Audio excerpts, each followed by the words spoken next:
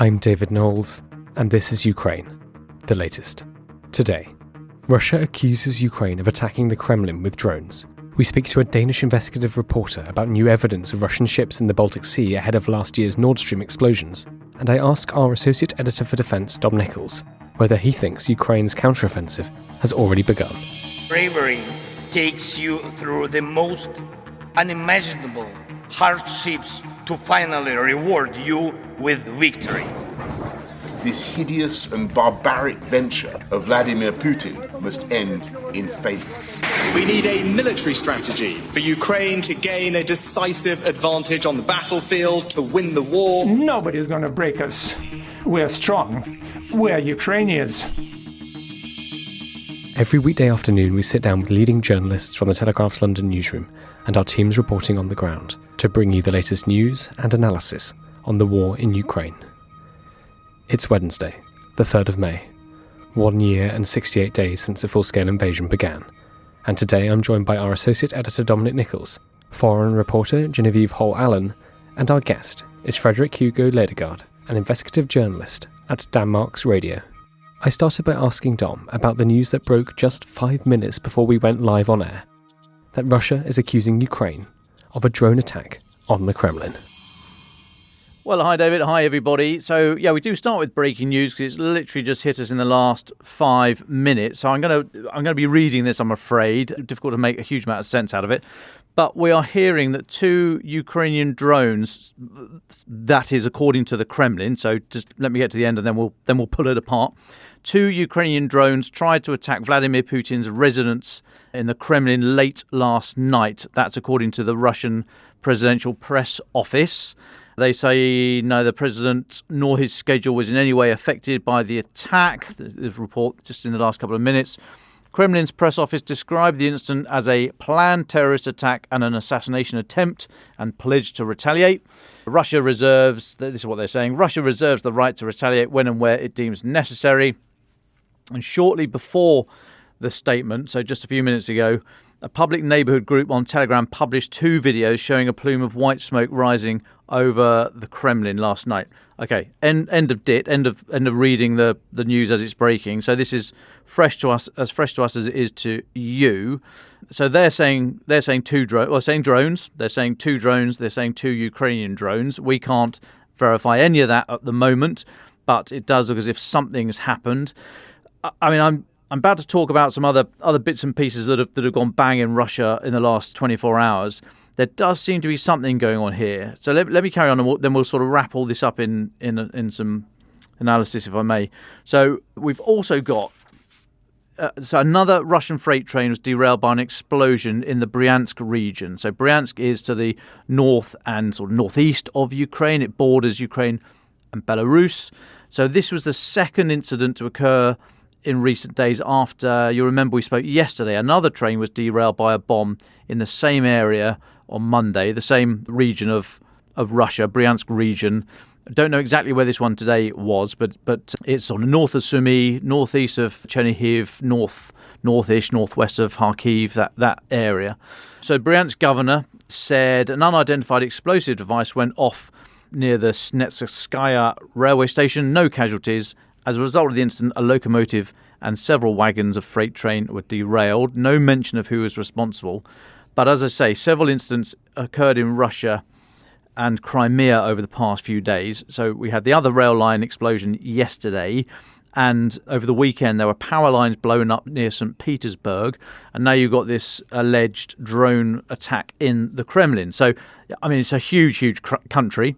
And we don't know if any, so I'm not suggesting they are connected, but I mean, these are very odd incidents. Okay, let me now just carry on for a moment. So also overnight, a fuel depot has gone up in smoke in the Russian village of Volna. So this is very close to the Kerch Bridge linking to Ukraine, Crimea. The governor of Krasnodar Krai, so that's the region of Russia immediately east of Crimea. He spoke on Telegram, well, he posted on Telegram this morning. A tank with petroleum products caught fire in Volna village of Temursky district. So that district is the. Sorry, this is me speaking now. That bit is that's the bit of Russia sticking out at Crimea, sort of pointing at Crimea. Stop me if I'm getting too technical and geographic, but the bit of Russia that sticks out and points at Crimea, from which the Kerch Bridge leaves Russian territory. That's where we're talking about. And the village of Volna is one of the last sort of built-up areas before the Kerch Bridge starts. So that's where this thing has gone bang. So the governor carried on. He said the fire has been assigned the highest level of severity. Sounds pretty bad.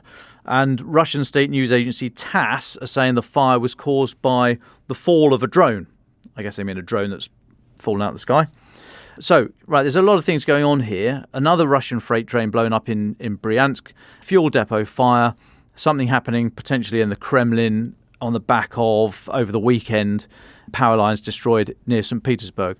So, it's we don't know, do we? It's difficult to say if this is in any way orchestrated, if there's some kind of Ukrainian attack, Ukrainian-sponsored attack. We just don't know.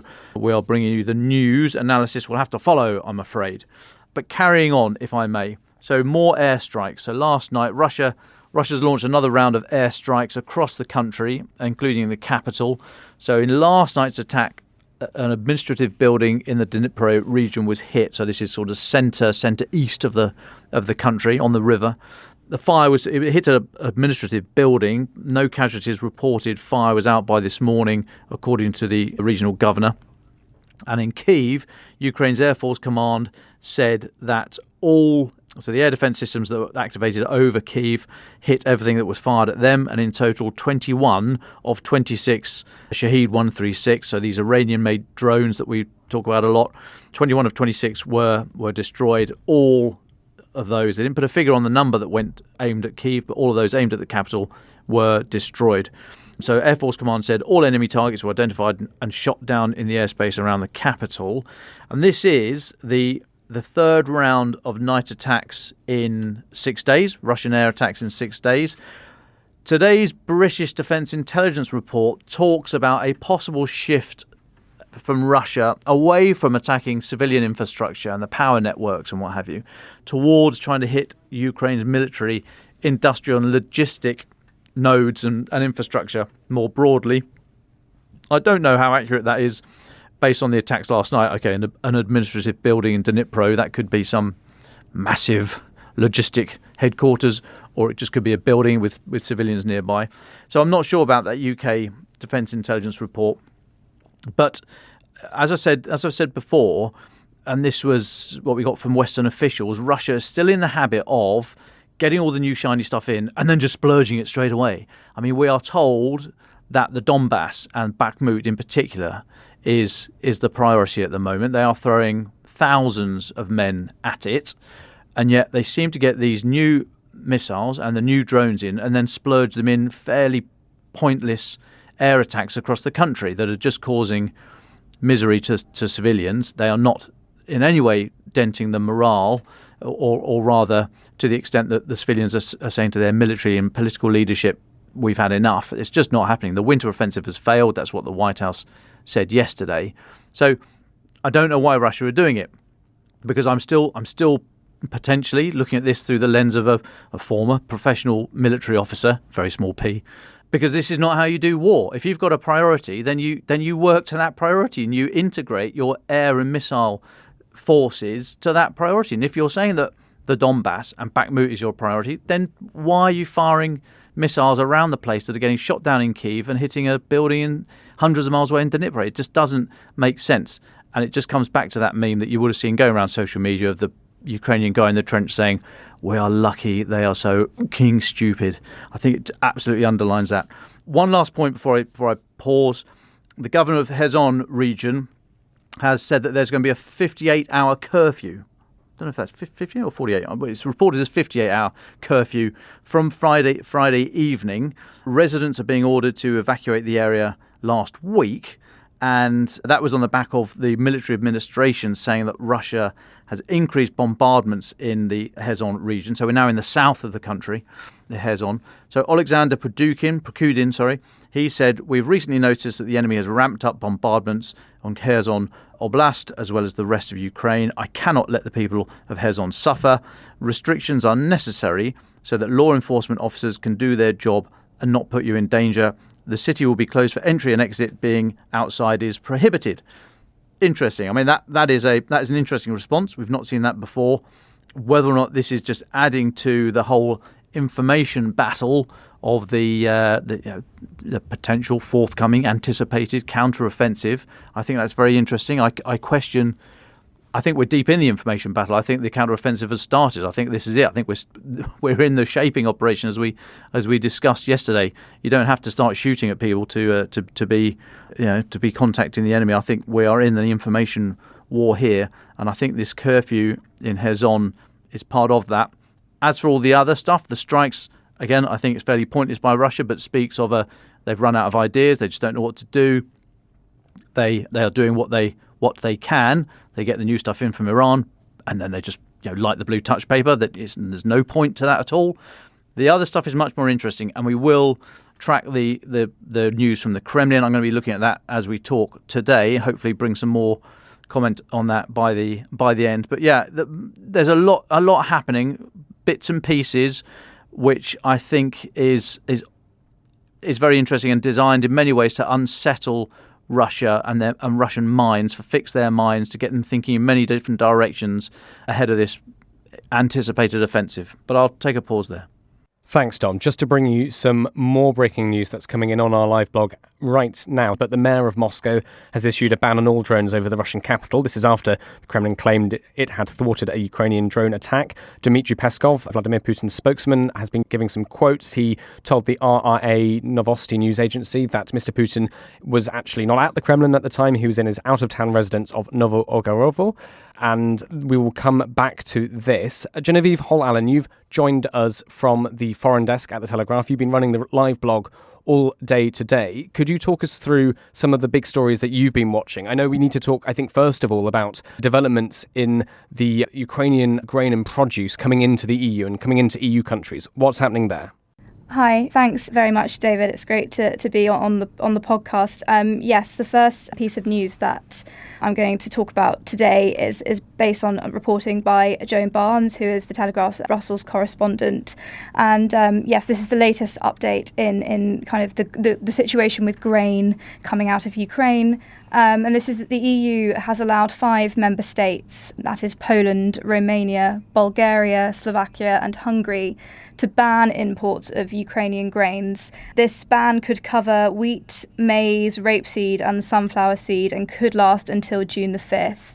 Now, it's a notable update. It's a notable kind of change in tack here because it represents the first major challenge really to united support from the EU bloc in terms of supporting Ukraine through this war and looking at certain nations looking towards their own domestic concerns and those winning out. I mean, this emergency blockade could cost up to £160 million, or to our US listeners, $200 million to the Ukrainian economy, according to the National Bank analysis. And these 5 countries will also receive €100 million to compensate farmers who are impacted by cheap imports. Now, these countries, with the exclusion of Hungary, are particularly staunch allies of Ukraine. So this has been, quite a surprising update as it is unfolded. Thanks, Genevieve. Can we stay in Ukraine then? President Volodymyr Zelensky is out of the country. He's made a surprise, unscheduled trip to Helsinki in Finland. What's he doing there? Yes, so he has arrived in Finland for a one-day summit with leaders from the Nordic countries. This includes prime ministers of Sweden, Norway, Denmark and Iceland. And obviously, President Zelensky will be meeting with the Finnish president as well. In terms of what they're going to be discussing, this is in the words of the Swedish government. The theme of the summit is Russia's war of aggression against Ukraine, the Nordic countries' continued support for Ukraine, Ukraine's relationship with the EU and NATO, and Ukraine's initiative for just peace. I mean, it's evident that these countries are particularly interested in and affected by the developments between Russia and Ukraine. You just have to look at Finland joining NATO last month, becoming the 31st member of the alliance, and its application prompted by the invasion because, of course, it shares a 832-mile border with Russia. And, this concern from the Nordic countries is encapsulated by the words of the Norwegian Prime Minister today, who said, "The war is a turning point for our entire continent. Here in the north, we have a more unpredictable and aggressive Russian neighbour, and it is important that we discuss together how to face this new situation." As expected, President Zelensky will be looking to allies to secure more support, financial, military and humanitarian, in the continuance of this war. And also the news today that Zelensky is to visit Berlin to meet Chancellor Olaf Scholz on May the 13th. So that's kind of his movements outside of Ukraine for the next couple of weeks. There's been an interesting article in the Washington Post looking at Zelensky's something Zelensky has said about the Pentagon leaks that we've been talking about for quite a few weeks now. There was some new information from Volodymyr Zelensky. What did he say? Yes, so speaking to the newspaper The Washington Post from Kiev, President Zelensky has said that Washington did not tell him about the Pentagon leaks before the news broke. Now, this news came out in early April, and a lot of the US intelligence that was leaked onto Discord, the social media platform, was sensitive information in terms of the Ukraine war. I mean, among those documents that were leaked included US intelligence suggesting that a counter-offensive could fall, in their words, well short of Kiev's goals. And it also said, again, in quotes, that enduring Ukrainian deficiencies in training and munition supplies probably will strain progress and exacerbate casualties during the offensive. So pretty significant stuff coming out there. And yes, in an interview with the Washington Post, who first reported much of the leaked intelligence, President Zelensky said, "I did not receive information from the White House beforehand. We did not have that information. I personally did not." He said it was, and then in quotes, "definitely a bad story," and described it as an unprofitable situation. Pentagon Press Secretary Pat Ryder would neither confirm nor deny what President Zelensky had said, and told CNN that Washington remains committed to working very closely with Ukraine and our international allies to ensure that they have the security assistance they need to be able to defend their country. When Zelensky was asked whether it had strained trust between the countries, according to Washington Post reporting, the president said, "I cannot risk our state," which is a quite interesting response to that question. Thanks very much, Genevieve. Can I ask you just to talk about one more story you've been looking at? We're going to leave Washington, go back to Russian-occupied Crimea. It's a story about the FSB, Russia's security service. Yes, so as we heard from Dominic, the situation in Crimea has really been getting ever more tense in recent days, and we've just kind of heard today that the FSB, that's Russia's security service, has arrested 7 people who they claim were members of, and then in quotes, an agent network of Ukrainian military intelligence. The FSB accuses them of planning a series of attacks in Russian-occupied Crimea. The service said in a statement that they have broken up the activities of an agent network of Ukrainian military intelligence, planning to carry out major sabotage and terrorist attacks in Crimea. Among those, they alleged that there were plans to plot to assassinate the Russian-installed head of Crimea, Sergei Aksyonov, who later, wrote on Telegram following this news that there is not any doubt that those who ordered the crimes are in Kiev, and then called Ukraine a terrorist state. There were not in that Telegram message was there evidence to support that. The FSB, going back to what they said, they apparently seized explosive devices and detonators, which they say were smuggled into the country from Bulgaria via Turkey and Georgia. Well, thank you very much, Genevieve. I'm sure we'll be coming back to this story later on, but can I welcome our guest, Frederick Hugo Ledegaard from Denmark. Frederick, thank you so much for joining us. Yes, hello everyone. Thank you for inviting me today. It's a pleasure. You've been working on some really interesting investigative reporting with colleagues across Scandinavia.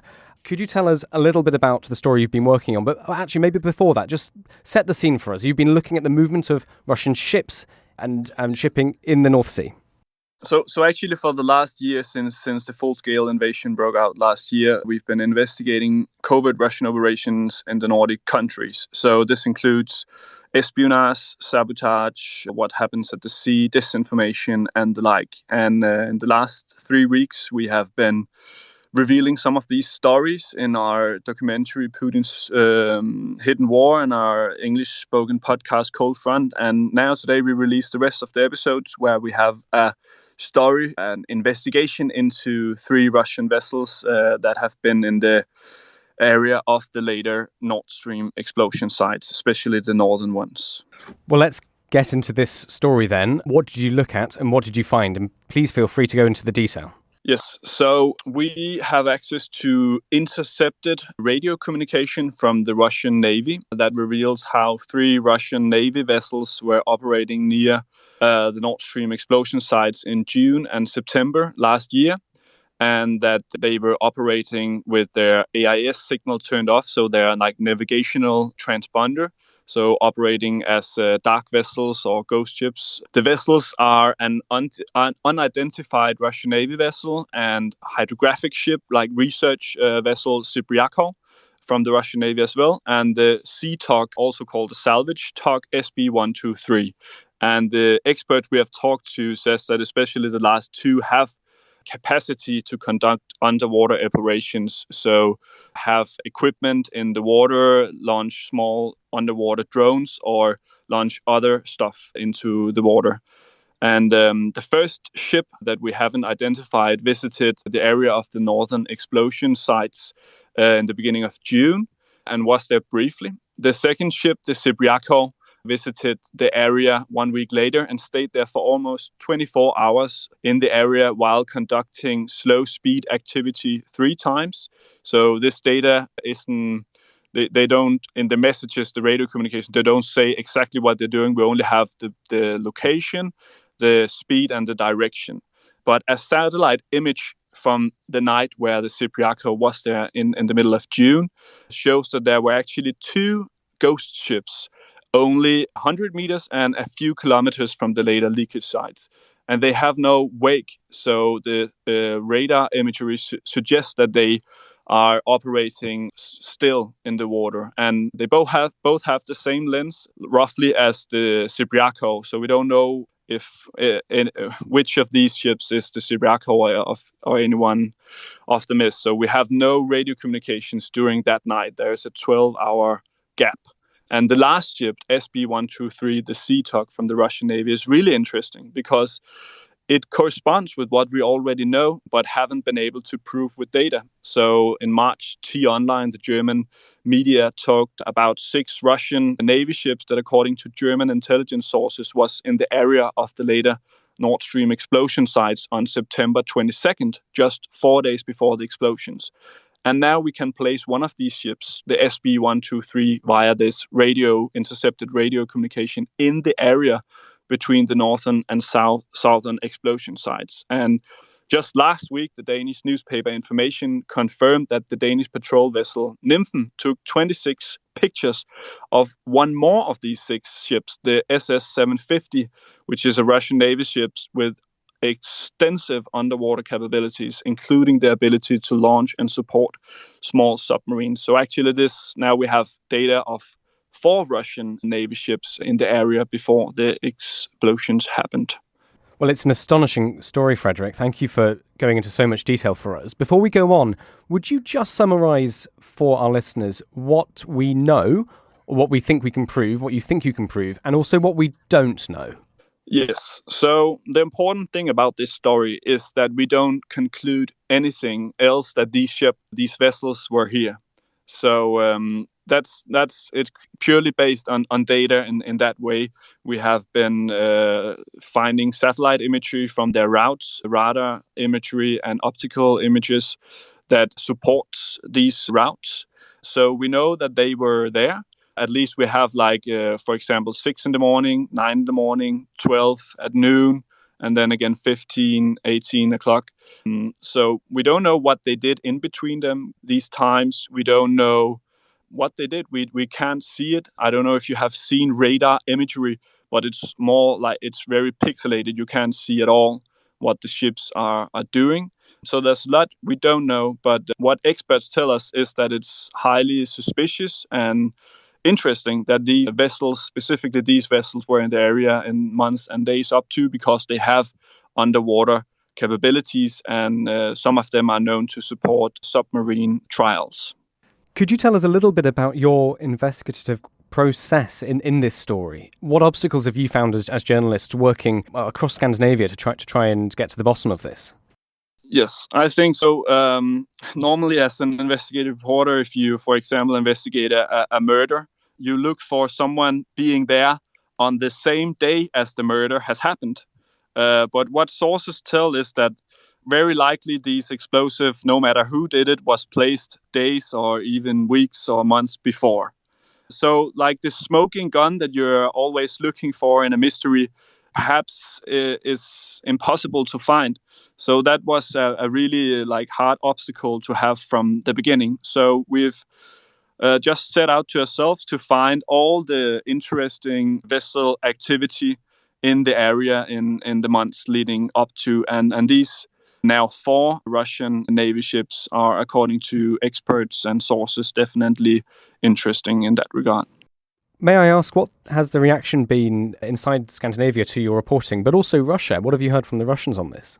Yeah, so actually reached out to the Russian embassy in Copenhagen some weeks ago, but didn't get any answer. But today, the Russian Foreign Ministry has said that our story is, and I quote, a part of a Western misinformation campaign to ensure that those who ordered and perpetrated this act of international terrorism are never identified. So they deny our story. And just quickly, what's the reaction like in the public in Scandinavia? I mean, these explosions, when they happened, I mean, they're very, very close to Denmark and Sweden and Norway. Yeah, so actually, when the explosions happened, we were already investigating seabed warfare. There's been some cable cuts in Norway close to Svalbard, which an NRK investigation found was likely done by some Russian fishing vessels. So we were already investigating this area of seabed warfare. So we just jumped right on it. My colleague Nils jumped out in a plane to watch the leakage sites, and the same day as it happened, we actually sat in a room together. You can see it in the documentary as well, and see when the first pictures of these huge bubbles in the water form after the explosion. So of course this is a huge story in Scandinavia, but it seems like it's a huge story in all over the world, at least when it happened. Did anything surprise you during this process? Did anything that you found surprise you as an investigative journalist looking into this? So I guess I thought that military Russian Navy radio communication would be encrypted and impossible to access. So I was really surprised when we found this former intelligence officer from the British Navy that was able to listen in on internal radio communication from the Russian Navy. And I was really surprised by that. But together with satellite imagery and AIS data where it was possible and sourced, we have been able to support and confirm this route that these data show. But yeah, I was really surprised that this was even possible the first time I heard about it. Frederick, is there anything we haven't spoken about that you think our listeners should understand? But before we go to see if Dom has any questions. Yeah, so I think the important thing to underline here is that this is, of course, interesting information according to our sources, no matter what. They say that this could be related to the Nord Stream explosions, but that this could also be related to something unknown. But no matter what, the way these vessels communicated and operated was suspicious in some sort, according to our sources. And one independent British naval analyst called H.I. Sutton has an interesting quote. And what he says is that if we had this information right after the explosions happened, it might have been a different media picture in the following months than what we have seen. Dom, do you have any questions? Yeah, hi, Frederick. Thanks so much for joining us. Just a quickie, if I may. I wonder if you could give us a quick view of the Baltic Sea, so sort of northern NATO lake, if you like now, people are calling it, with hopefully Sweden and Finland's accession to NATO. How do you see the threat from Russia there, in particular the exclave of Kaliningrad, and how is it becoming militarized? Thanks. So these 3 vessels are all part of the Russian Navy, Baltic Sea Navy. And the ships leave their ports in Lomonosov, St. Petersburg, and Baltysk, Kaliningrad before they visit these areas. And as you know, the Baltic Sea has all the Baltic countries, the Scandinavian countries, and Germany, Poland, and then this small part of Russia called Kaliningrad. And that is actually pretty close to these later Nord Stream explosion sites. And just a fun fact that my family on the Danish island Bornholm will appreciate. Actually, Bornholm is so close to Russia that when Denmark was liberated after World War II, Bornholm, the Danish island, was only liberated from the Soviet Union 1 year later in 1946. So this is an area with a Cold War history, and now it seems like something is happening here again. Thank you very much, Frederick. Can I ask you just to tell us where to find your story? You said you've launched a podcast series. Can you tell us about that? And just finally, I mean, we've gone into a lot of detail now. Would you very quickly just sum up what you found? Yes, so should I sum up first, maybe? What we have found is 3 Russian Navy vessels that in June and September last year visited the area of especially the later northern explosion sites of the Nord Stream pipeline, and that experts believe this to be highly suspicious and interesting in relation to these Nord Stream explosions. This is not a conclusion, but this is some data that we put forward and hopefully will bring clarity. Yeah. And this story you can hear much more about in our our first international podcast, Cold Front, with 6 episodes where we go into espionage, seabed warfare, disinformation, and even a killing attempt in Sweden.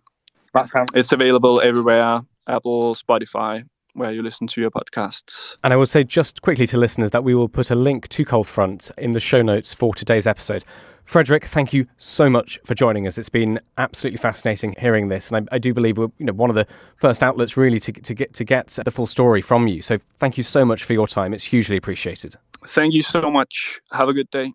Dom Nichols, can I go back to you? You've been, all the way through this podcast. Listeners might be aware that it's been rather frantic here in the studio as we're trying to discover as much as we can about these alleged attacks, these drone attacks on the Kremlin in Moscow last night. Dom Nichols, is there anything more we know? Not really. So we just need to caution here. I would direct people, have a look at Eric Toller on Twitter. He's one of the Bellingcat researchers. I mean, he's got some, and it's elsewhere as well, but Eric has got some great footage of this supposed drone, something flying anyway, something in the sky, hitting the flag on top of the dome of the Kremlin roof. And look, we don't know what happened, but it's incontrovertible that Russia has commented about this.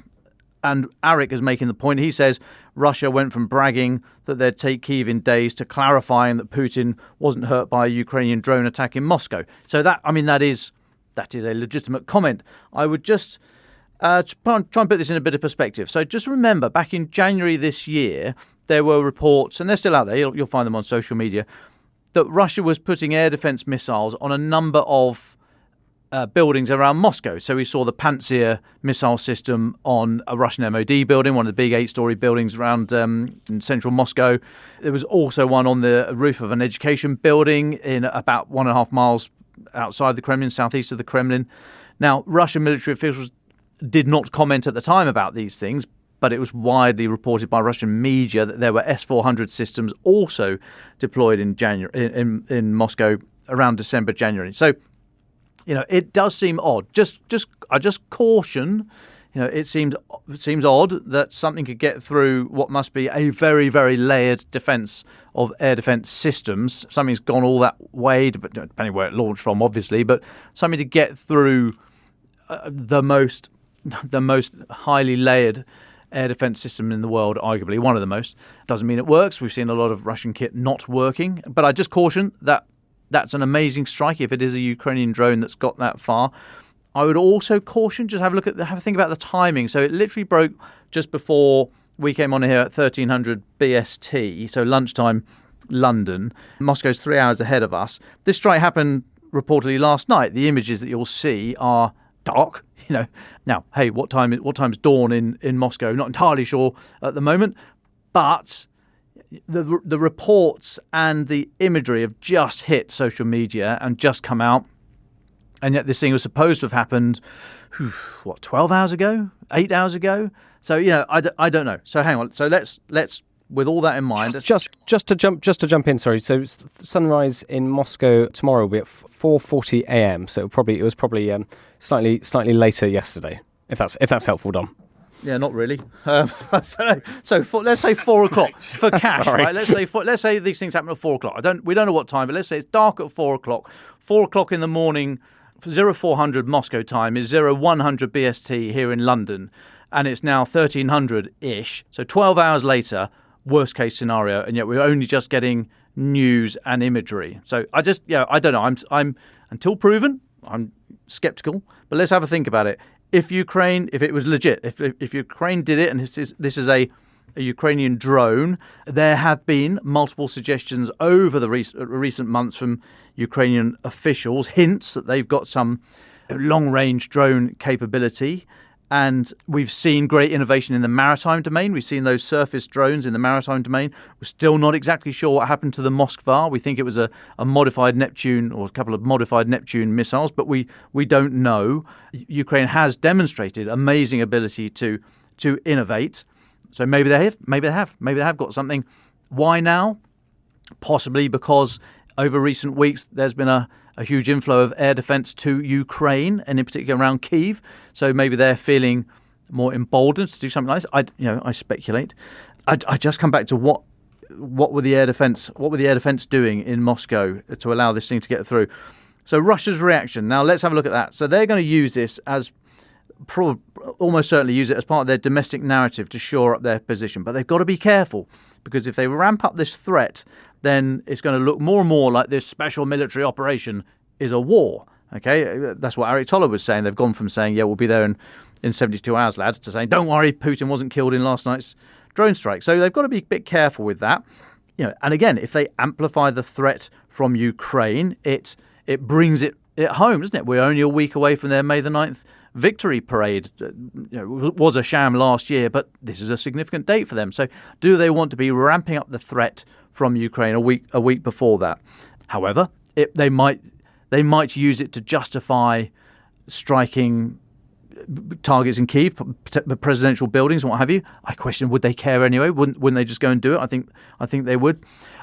We simply don't know. These thoughts are put out there. I would hold these in your head and then consume the news through them, and just make your own mind up. We'll continue to analyse it. We'll be talking about it tomorrow and more, I'm sure. Just remain sceptical. Let's have a look at the reaction from NATO and the US and so on. A lot of chat, obviously, about would the US allow Ukraine to have weapons that can strike inside Russia. I've never really been sold on that idea myself, but perhaps the US reaction would give us some pointers here. So just let's wait to see what's happening through the day. I question the capability. I question the timing. I question the justification. But all set against that, Ukraine have shown the ability to surprise us all on the battlefield and further afield many, many times. Let's have a look for more comment and more reaction, particularly from the US. Well, just on that, we've got an update on our blog written by our guest earlier, Genevieve Holl-Allen. Russian ultranationalists are calling for blood after last night's alleged drone attack. So this is Igor Gerkin, a separatist commander and influential military blogger, said on Wednesday it was time for Moscow to launch a devastating strike on Ukraine. Quote, Ukraine should be destroyed, he wrote in his blog. Margarita Simonyan from Russia Today TV channel has also tweeted, maybe it's time to start it in earnest, referring to the invasion of Ukraine and echoing comments made by Putin last year. So that gives us slightly more of a flavour of how some from Russia are reacting to this alleged strike on the Kremlin. Dom, before we go, hang on a sec. But I mean, they react like that every time Putin stumbles on a step, or they do this all the time. They sort of let's go kill them all. I mean, guys, change the record. We've been hearing this for a year now. They do this. This is all they can do. I don't know how influential this military blogger community are generally, I mean, we've seen sometimes where they seem to have shifted policy, perhaps about the attacks on the civilian infrastructure. But in terms of something like this, like, well, what else are they going to do? They're already lobbing missiles around and killing civilians. I mean, if they're calling for escalation, what else can Russia do? What can they actually do? They can talk a lot, but as I say, they've not gone anywhere on the battlefield for months now. They can't knit together proper combined arms operations. They've tried attacking civilian infrastructure over the winter. That's not worked. So I mean, they're great. You say what you like, lads. I mean, yes, what you're saying is, if I was a Russian, I'd probably agree with you, because you've got to do something about this. But Russia just have demonstrated an inability. If this turns out to be a Ukrainian strike that's hit a flagpole, I mean, poor old flagpole, but it's an amazing story. If they've developed something that can get that far and get through that layered air defense, I mean, that's absolutely criminal from the Russian military hierarchy. So so let's read, digest, and then go and the comments from the Russian mill blogger community, and then go and read some more rational thought and analysis elsewhere. But yeah, we should note it and move on.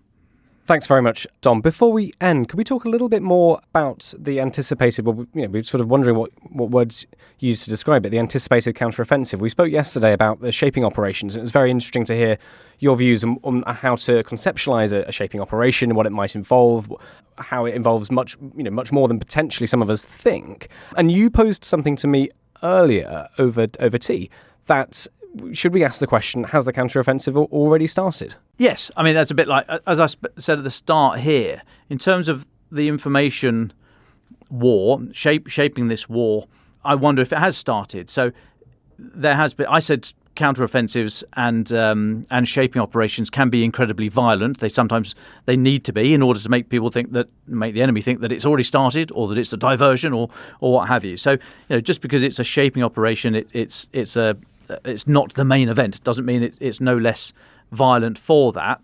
And of course, it doesn't have to involve shooting. It can involve the information domain of which we're a part. We are talking about this anticipated counteroffensive as if it's a done deal. No one's told us that it's actually going to happen. I think it probably will, but what's to say that it doesn't? I think the best thing Ukraine. The worst thing that Ukraine can get out of any counteroffensive is for the international community of supporters to shatter, and that might happen if I don't think Ukraine would overpromise and underdeliver, or overpromise. Underdeliver is yet to be decided. The enemy gets a vote, but I don't think Ukraine would overpromise.